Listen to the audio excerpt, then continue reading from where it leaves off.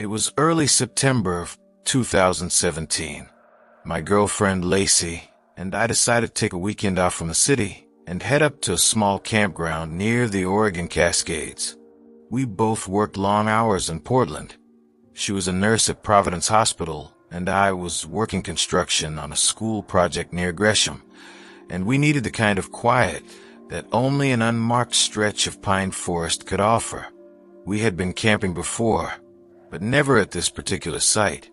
It wasn't an official campground, more of an informal clearing you could reach after following a dirt trail off Highway 22 for about half a mile. We had found it through an old hiking blog that described the area as peaceful, secluded, and untouched. It was exactly what we were looking for.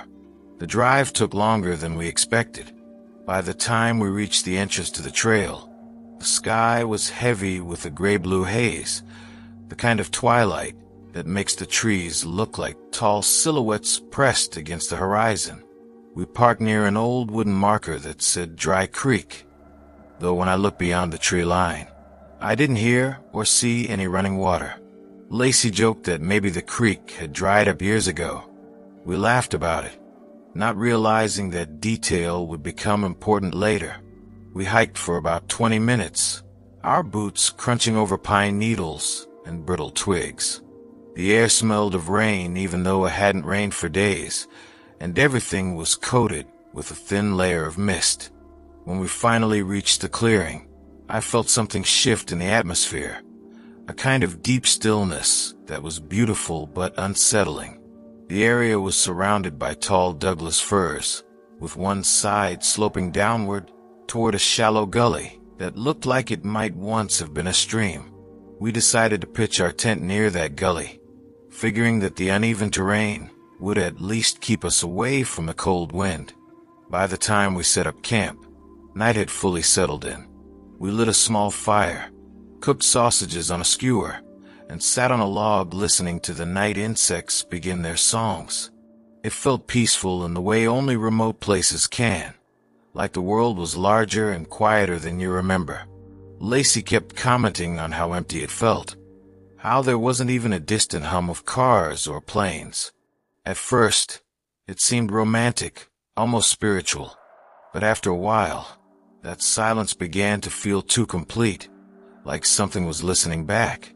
Around midnight, after the fire had burned low, we crawled into our tent. The night had turned cold, and the air smelled like damp wood. I fell asleep to the sound of wind brushing through the trees. It was probably around 2 a.m. when I woke up for no reason I could name. At first, I thought it was just one of those sudden awakenings you get in unfamiliar places, but then I realized there was sound, faint and distant, coming from somewhere beyond the tent. It was the unmistakable sound of running water. At first, I smiled to myself. Maybe the creek hadn't been dry after all. Maybe some underground spring was trickling back to life. But the longer I listened, the more I realized it wasn't quite right. The sound didn't have the natural rhythm of a stream. It was steady, deliberate, like something imitating water instead of being it. I unzipped the tent a little and peered out. The night was pitch black except for the faint orange glow of the dying fire. The air was still, yet the sound continued. Running water, gurgling softly somewhere down the slope. Curiosity won over comfort. I grabbed my flashlight and stepped out, careful not to wake Lacey. The ground was cold beneath my boots, soft from moisture. When I turned toward the gully, I expected to see a faint glimmer of water, maybe a puddle catching the light. Instead, the flashlight beam landed on something strange. The creek bed was empty, bone dry, yet glistening as if freshly soaked. The sound of running water grew louder, surrounding me, echoing off trees that should have muffled it. I walked closer, my light scanning the pebbles and roots beneath the slope. But there was nothing. No movement, no stream, only the illusion of it. Then I noticed the footprints. At first, I thought they were mine from earlier, but they were barefoot, smaller, and fresh, still wet, as though someone had walked through water that didn't exist. They started at the center of the dry creek bed and trailed off into the forest behind me. I crouched down, my light trembling a little, and touched one of the prints. It was cold and damp, and my fingers came away slick with something that smelled faintly metallic, almost like rust. I followed the prints for maybe 10 or 15 feet before I realized how dark it had become behind me. The trees were swallowing my light. The air felt heavy, the way it gets right before a thunderstorm, except there was no wind, no clouds, no distant rumble, just the sound of that impossible stream and my own heartbeat. I turned to go back, but the prints seemed to shift directions. Now they were leading toward me, as if whoever made them had changed their mind halfway through. I don't remember running back to the tent, but suddenly I was inside it again, my flashlight clutched so tight that my knuckles hurt.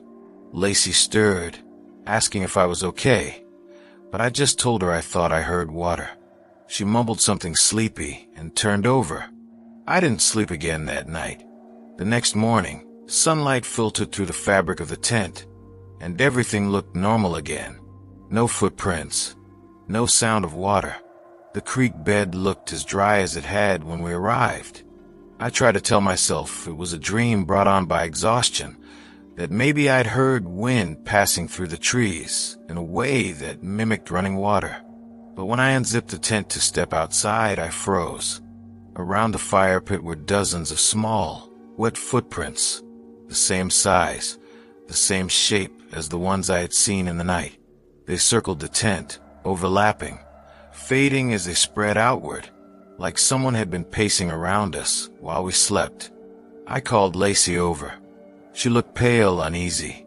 We checked the ground for animal tracks or signs of rain, but there was none. The grass was bone dry everywhere except for those footprints. We packed up early, pretending we were just eager to get back to the city, but neither of us said much. As we hiked back to the car, I kept hearing faint splashes behind us, like footsteps in shallow water. Every time I turned, it stopped.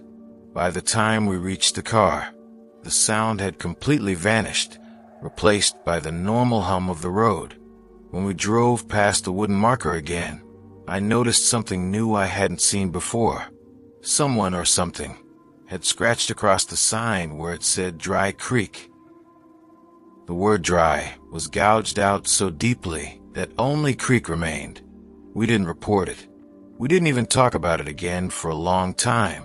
But a few weeks later, out of curiosity, I looked up the area online again. That same hiking blog had been taken down. An archived version mentioned something about local reports of phantom water sounds and unexplained drownings in nearby dry creeks. One comment, posted anonymously just before the page disappeared, read only this: "If you hear the water, don't follow it."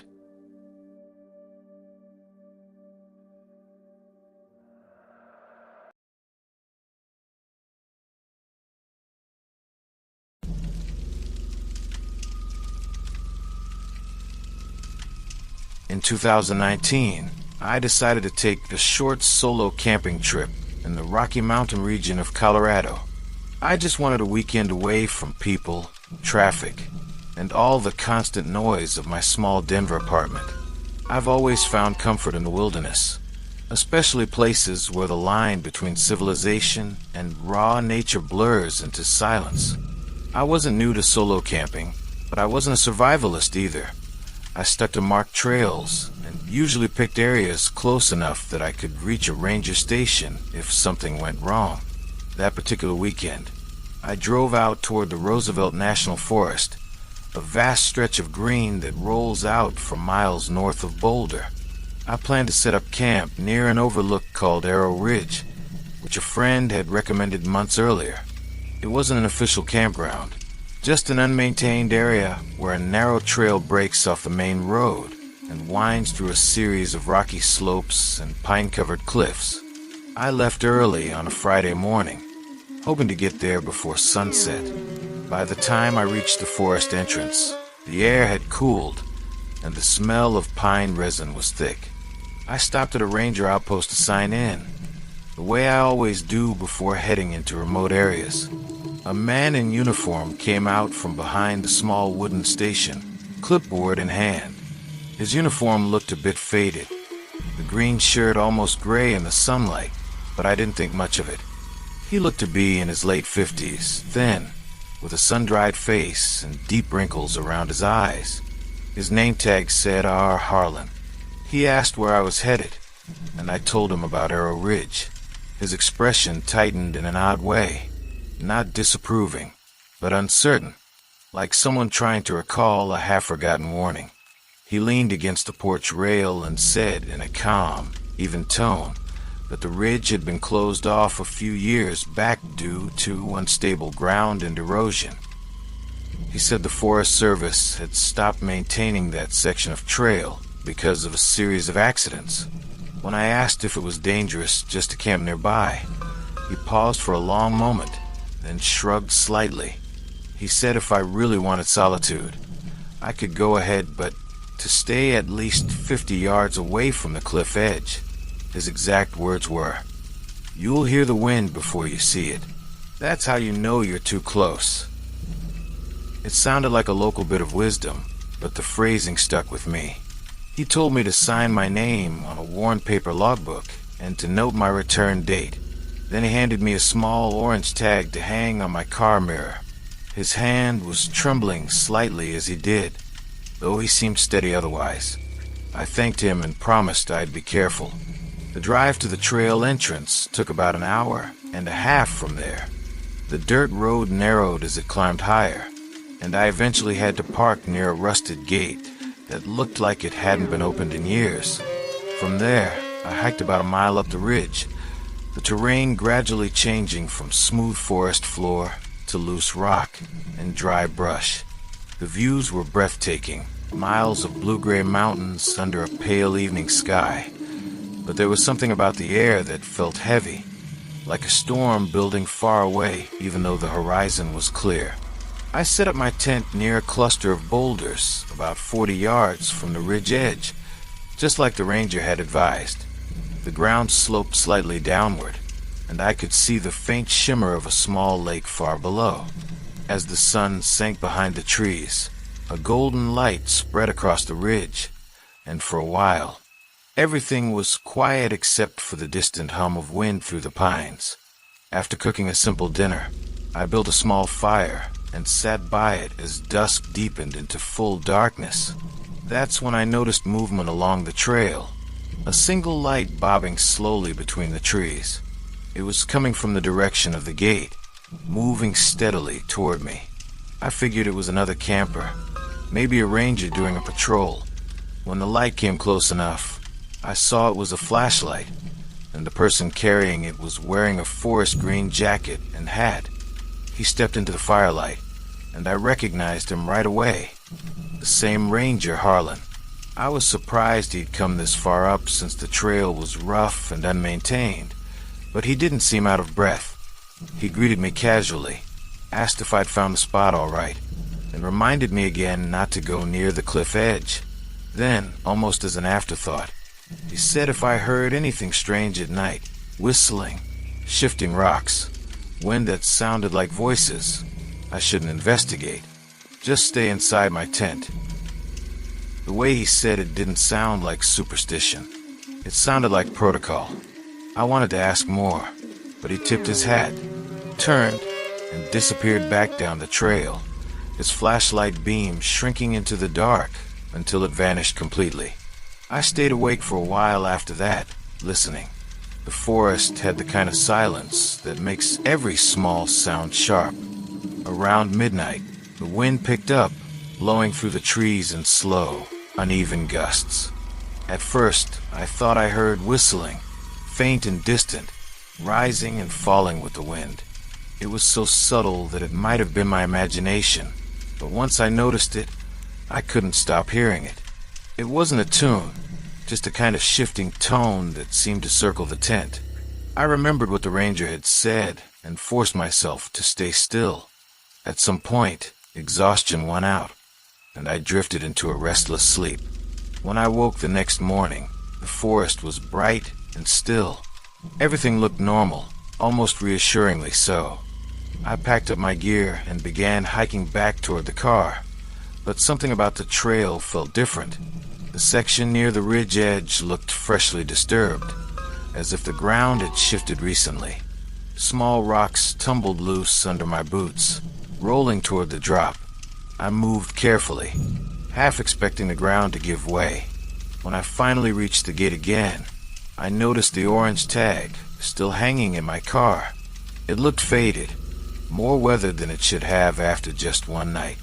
I drove back toward the ranger station to check out, but when I pulled up, the small wooden outpost looked abandoned. The porch was covered in leaves, and the window glass was cracked. I stepped out and called, but no one answered. Peering inside through the dirty window, I saw the same clipboard sitting on the counter where I'd signed the logbook, except the pages were yellowed and curled, as if they'd been sitting untouched for years. When I flipped through it, I found my name written in pencil, dated that morning, but the last recorded entry before mine was from 2014. Confused, I drove into the nearest town, a small place called Lyons, and found another ranger office.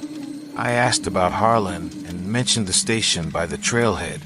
The woman behind the counter gave me a puzzled look and said that outpost had been closed for almost 5 years due to budget cuts and landslide risks.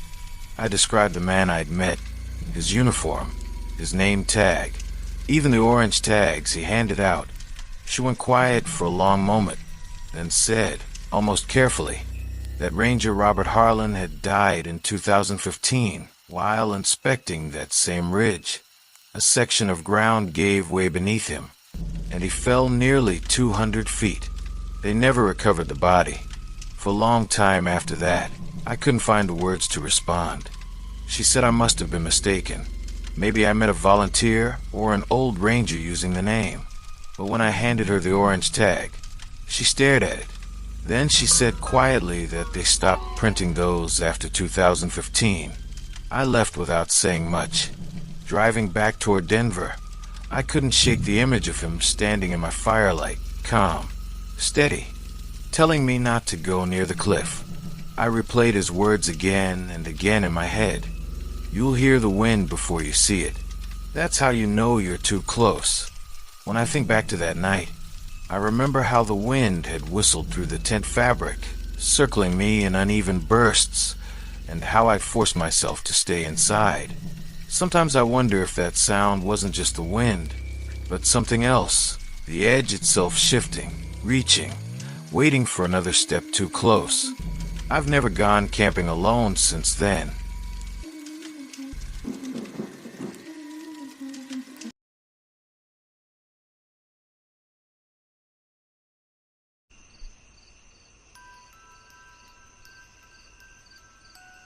I had taken a few days off work after a brutal stretch of 12-hour shifts at a warehouse in Missoula. I wanted silence, clean air, and the kind of open sky that you only get miles away from anywhere. My plan was to spend 3 nights camping alone near the edge of Flathead National Forest, a stretch of land I'd grown familiar with during my years hiking and fishing there. I've camped solo more times than I can count, but this trip was supposed to be something different. I needed it. My mental state wasn't great.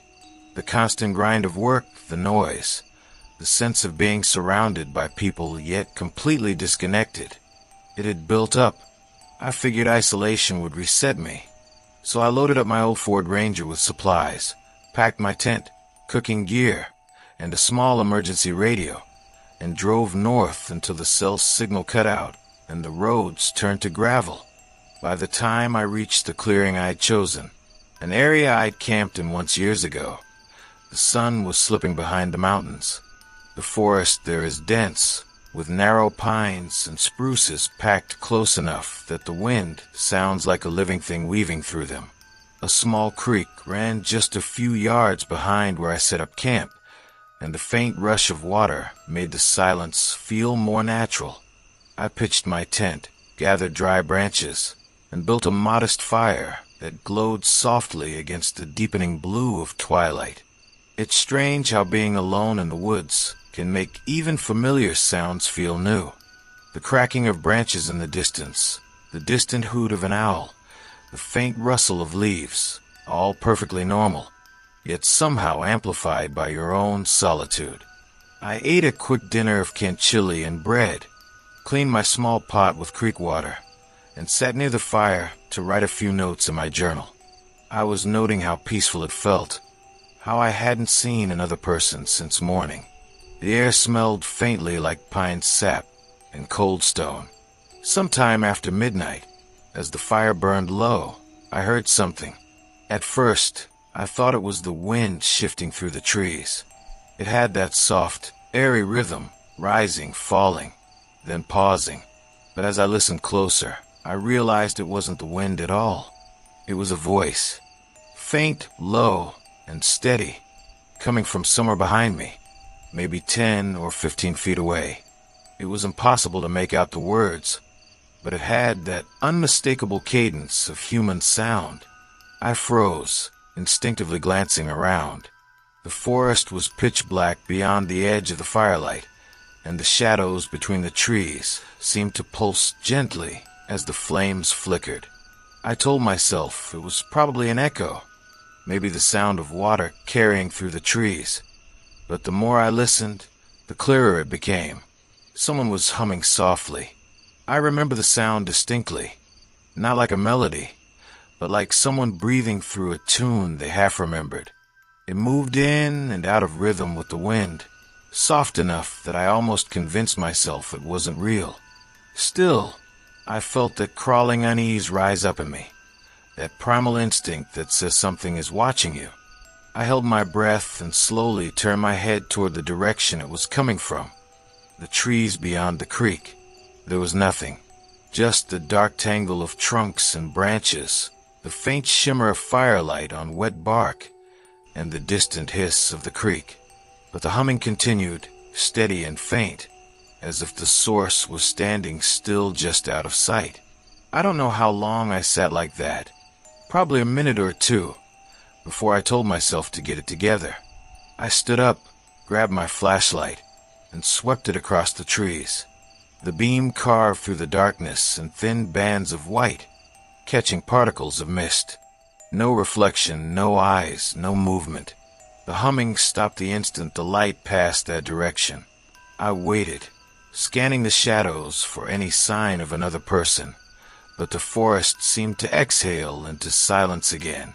Eventually, I convinced myself it was nothing more than the creek carrying some distant noise, or my own half-sleepy brain tricking me. I tossed another log on the fire, climbed into my tent, zipped it tight, and laid down on my sleeping bag. But that night, I didn't sleep much. Every time I started drifting off, I'd hear faint rustling outside, small, deliberate movements, like someone shifting their weight carefully on the leaves. The next morning, the woods were quiet again, bathed in that pale, cold sunlight that looks almost metallic through the pine needles. I checked around the camp, half expecting to find footprints, but the ground looked untouched except for my own tracks. The air smelled sharper, damper than before. I ate breakfast, forced myself to laugh at how paranoid I'd been, and went for a long walk along the ridge. By the time I got back that afternoon, my nerves had settled, and the forest felt like it always had, alive, but indifferent. That night, though, the same thing happened. I was sitting near the fire again, watching sparks drift upward into the dark, when I heard it, a faint, low humming. This time it was closer, maybe behind the trees near the creek. The tune was the same, soft, tuneless, almost like someone humming just to keep themselves company. I stood up and called out instinctively, though I regretted it as soon as I did. The sound stopped. The forest went dead quiet. Not even the wind moved through the trees. I waited for what felt like minutes, the fire snapping softly behind me, my eyes trying to adjust to the black wall of trees. Then, out of the corner of my vision, I saw movement, something pale between the trunks, shifting just slightly. I swung the flashlight toward it, but the beam hit only mist and bark. Nothing there. The silence stretched until I couldn't take it anymore. I went back into the tent, zipped it up, and tried to sleep, though my body refused to relax. At some point, I must have dozed off because I woke up again to the faint sound of footsteps circling the tent. Slow, careful steps, moving clockwise. I held still, hardly breathing, every nerve alive. The steps paused just beside my head. Then the humming started again, so close it sounded like it was coming from inside the tent wall. I don't know how long I lay there, paralyzed. At some point, I must have blacked out from sheer exhaustion or fear, because the next thing I remember was sunlight bleeding through the fabric. The forest outside was still and ordinary again, but when I unzipped the tent, something immediately felt off. The fire pit, which I had built carefully the night before, was cold and rearranged. The stones were placed in a perfect circle, larger than before, and in the ashes at the center was a small object, a smooth gray pebble with a deep indentation, shaped almost like a human mouth. I packed up before breakfast. I told myself I was leaving early because of the weather, though the sky was clear and blue. I didn't even bother to douse the ashes. I just walked fast, all the way back to where my truck was parked, constantly checking behind me. On the drive home, I tried rationalizing it. Maybe a hiker passed through, and I hadn't heard them. Maybe the humming had been the wind or my imagination after 2 nights of poor sleep. But when I reached Missoula, I noticed something that made the air in my chest freeze. The back of my truck, where I always kept my cooler and gear, was wet, not soaked, just streaked with damp trails of water running from the center outward, like someone had dragged something wet across it. That night, while unpacking, I found that same gray pebble inside one of my boots. I didn't bring it there. For weeks afterward, I kept waking in the middle of the night to the faint sound of humming, not outside, but somewhere inside my head, as if I'd carried it home with me. Eventually, I drove out to the river and threw the stone as far as I could. The sound stopped after that,